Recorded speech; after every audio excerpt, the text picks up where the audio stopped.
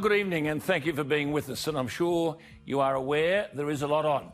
Let me just begin though with a word to the young students of Australia who've been treated appallingly by this coronavirus alarmism and hysteria. Tomorrow they start their final exams in New South Wales. The Queensland students begin next Monday. In WA, South Australia and the Northern Territory they begin on the day before the Melbourne Cup, Monday, November 2. In Tasmania it's Monday, November 9, and in Victoria, where they've been treated abominably, Tuesday, November 10. I wonder, do politicians ever think of the dreadful hand they've dealt to these young Australians for whom this is not just a final year of their school life, but a transition to the world beyond school. At school, you tend to be a bit of an identity.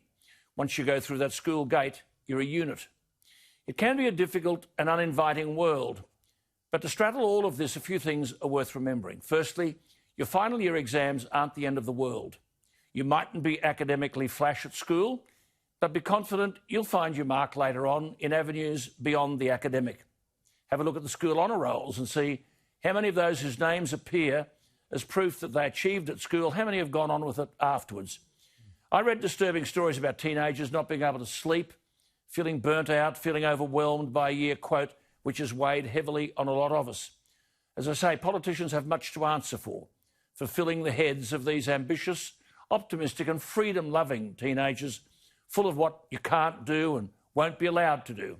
So the sadness of this time is not from the pressure of exams.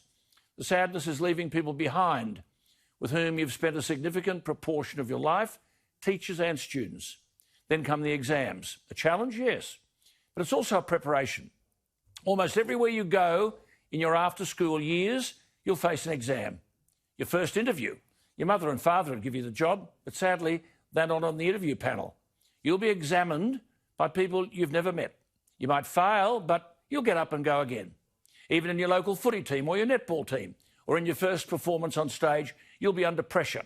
You mightn't succeed, but the triumph really is knowing that you gave it all you had. That's all you can do in the weeks ahead. Get some sleep, eat well. If you've got some anxieties about something, talk to your teacher, your parents or your mates. Don't bottle it up. But also, don't look for excuses. Remember, the only thing in life you get without hard work is failure. It's good to learn that lesson early. My final word of advice is very simple. Just do your best, because remember, as the great Australian poet Banjo Patterson said, a man who's done his best has done enough. Good luck to all of you, mums and dads and students. What are your thoughts? Alan at skynews.com.au, or the text line is 0414 000 848.